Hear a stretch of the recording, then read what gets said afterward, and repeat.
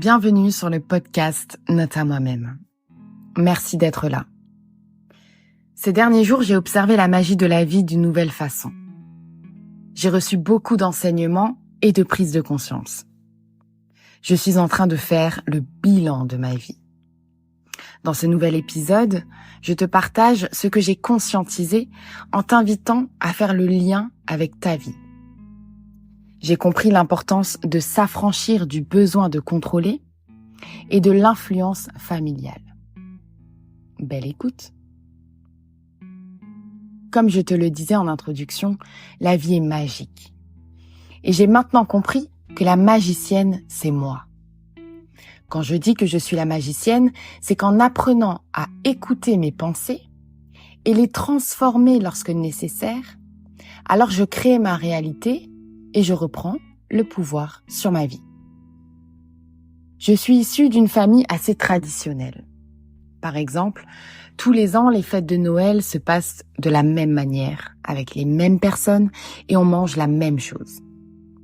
Un dimanche sur deux, on se réunit pour manger ensemble le midi et hormis le repas qui change, tout se ressemble.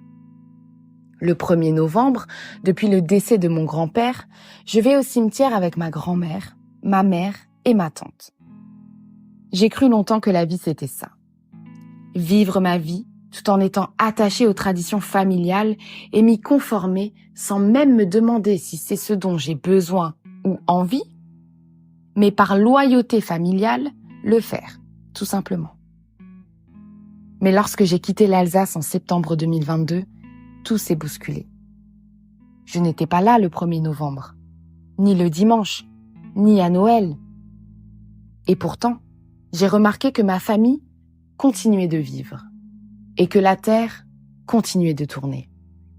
Au début, c'était douloureux, car mon conditionnement familial inscrit en moi était déréglé et j'avais l'impression de passer à côté de quelque chose ou de ne pas remplir mon rôle et donc, potentiellement, de décevoir ou abandonner ma famille. Au fil du temps, lorsque j'ai commencé à lâcher prise sur ce qu'était ma vie avant, j'ai compris qu'une tradition de sa définition est un ensemble de notions relatives au passé, transmises de génération en génération. Quelque chose qui se répète de façon inconsciente, car c'est inscrit dans notre ADN sans que l'on prenne le temps de se demander le sens que cela a pour nous, on le fait, c'est tout. J'ai commencé inconsciemment à créer mes propres traditions. Autrement dit, ce que moi je veux transmettre aux générations suivantes, et notamment ma descendance. Pour cela, j'ai commencé à créer ma propre vie, selon mes envies et mes valeurs propres. Ce qui était normal pour ma famille n'était pas normal pour moi, mais est devenu normal. J'avais maintenant le choix de me créer ma propre normalité. Je fais partie de ma famille, mais cela ne veut pas dire que je partage leur vision de la vie, ni leurs rêves, ni leurs besoins, et c'est ok. Les parents en général se sentent responsables de nous et ressentent le besoin de connaître notre vie, la vérifier ou même la valider. J'ai compris que je n'appartiens à personne d'autre que moi-même et même pas à mes parents. Qui d'autre que moi sait le mieux ce qui est bon pour moi? Lorsque quelque chose ne me fait pas vibrer la joie, la paix ou l'amour, je sais que ce n'est pas pour moi. Et c'est de ma responsabilité de choisir de ne pas garder ça dans ma vie. Sinon, je deviens complice de ma prison intérieure. Et je continue à faire des choses qui ne me nourrissent pas, tout en pensant qu'un jour ça va changer, mais sans devenir le changement que je veux voir opérer dans ma vie. En parlant de prison, ça me rappelle qu'à un moment dans ma vie, j'ai regardé tous les documentaires possibles autour de la vie en prison. Et j'ai pris conscience que j'aimais regarder ça, car j'étais moi-même prisonnière de ma propre vie. C'est comme les films d'horreur. J'ai eu une période où je pouvais en regarder 2 dans une journée. Et maintenant, je sais que c'était le reflet de ma peur intérieure d'être moi-même. lorsque j'ai quitté ma région, le nid familial, que j'ai coupé le cordon, j'ai en fait commencé à apprendre à voler et ensuite à marcher. D'abord à voler, car j'ai expérimenté la liberté, l'inconnu. Et ensuite à marcher, car je me suis ancrée petit à petit pour redéfinir mon programme intérieur. J'ai compris que je ne suis pas ma famille, mais un membre de ma famille, et un membre unique. Quand j'ai décidé de me jeter dans le vide et d'écouter l'appel de mon âme, je me suis sentie connectée à la pensée de Thierry Johnson qui dit « Lorsque nous acceptons de suivre notre intuition et de partir vers l'inconnu, nous découvrons bien plus que ce que nous espérions. » Mais pour découvrir quelque chose, il faut accepter de laisser derrière nous le connu et s'ouvrir à l'inconnu. C'est prendre le risque de changer sa vie ou de passer à côté de sa chance. Tout en gardant à l'esprit qu'une maison ne se construit pas lorsqu'on a décidé de la construire, mais au fil du temps. D'abord les fondations, ensuite les murs, puis le toit, la peinture, la décoration, les meubles et ensuite la vie à l'intérieur. Si je m'affranchis de ma famille, alors je découvre les bagages émotionnels qui m'ont été transmis et je peux m'en libérer. Ainsi, je me guéris, je guéris ma lignée par ricochet et j'offre à ma descendance une page blanche. On ne choisit pas sa famille, mais on peut choisir qui l'on est dans sa famille. On peut choisir ce qu'on décide de faire de notre place dans notre famille. Moi, par exemple, je ressemble beaucoup à ma mère, physiquement. J'ai même des mimiques à elle, j'ai le même humour, j'ai hérité de son grand cœur aussi. Quant à mon père, comme lui, quand j'ai une idée dans la tête, je l'ai pas ailleurs. Je suis une combattante, je lis, je m'intéresse à plein de choses. Je me vois en mes parents et je les vois en moi aussi.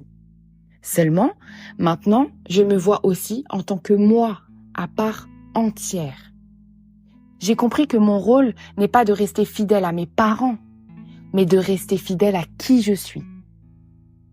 Ce courage d'être moi, je l'ai trouvé en m'affranchissant de ma vie d'avant et en créant une nouvelle vie en partant de rien.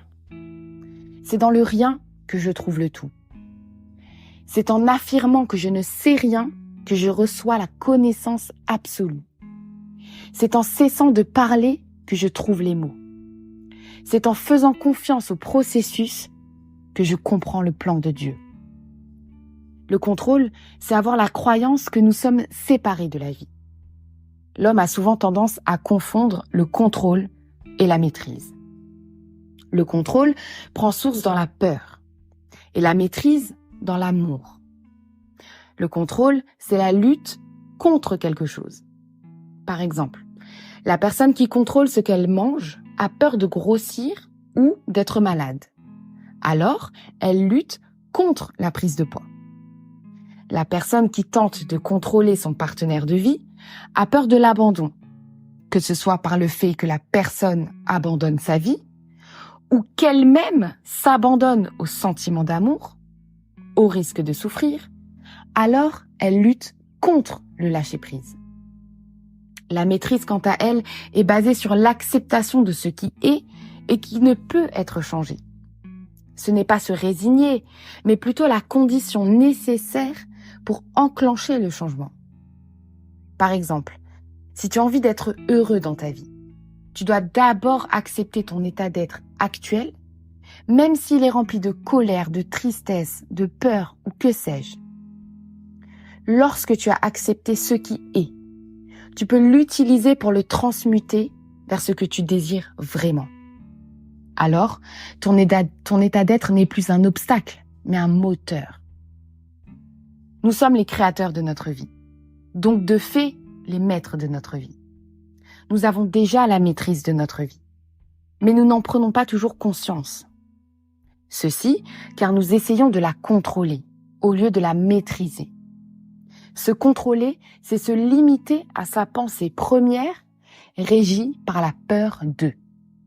Se maîtriser, c'est se réguler, apprendre à gérer les pensées de contrôle pour ne pas les laisser nous dominer. Se maîtriser, c'est l'art de la sagesse. Et la sagesse, c'est vivre comme un Dieu au milieu des hommes. La sagesse procure cet état de plénitude et d'amour en toutes circonstances envers soi et chaque personne qui nous entoure. Je pense que le but de notre existence est d'atteindre cet état d'être suprême pour comprendre le sens de la vie.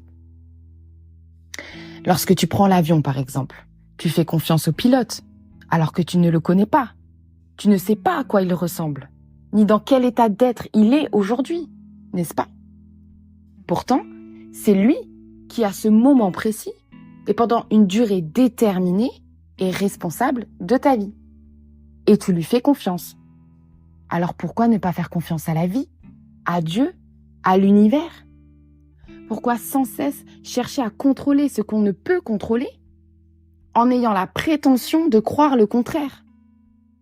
Dieu nous demande de vivre le moment présent, pas d'essayer de le modifier, de le juger ou de le rejeter. Il nous demande de rien faire, hormis d'être. Être présent, être conscient. Ce que tu vis actuellement, là, tout de suite, maintenant, c'est la seule chose qui existe. Le reste n'est qu'une illusion. Ce que tu as prévu demain est la supposition que tu seras toujours en vie. Les humains ont toujours plein de plans sur la comète, en oubliant que l'univers, c'est Dieu qui l'a créé. Une amie à moi m'a demandé il y a quelques jours quel était mon programme du jour. Et naturellement, pour la première fois de ma vie, j'ai répondu à cette question. J'ai prévu de suivre le plan de Dieu. Et toi, si je te pose cette question, c'est quoi ton programme aujourd'hui? Quelle est la première pensée qui arrive à toi? Une pensée de contrôle ou une pensée de foi? Note à moi-même, c'est dans la compassion que je me rapproche de moi-même et dans la foi que je me rapproche de Dieu. Ainsi, je m'affranchis de tout, car je sais que je suis protégée et que tout est juste. Merci de m'avoir écouté. Que Dieu souffle un air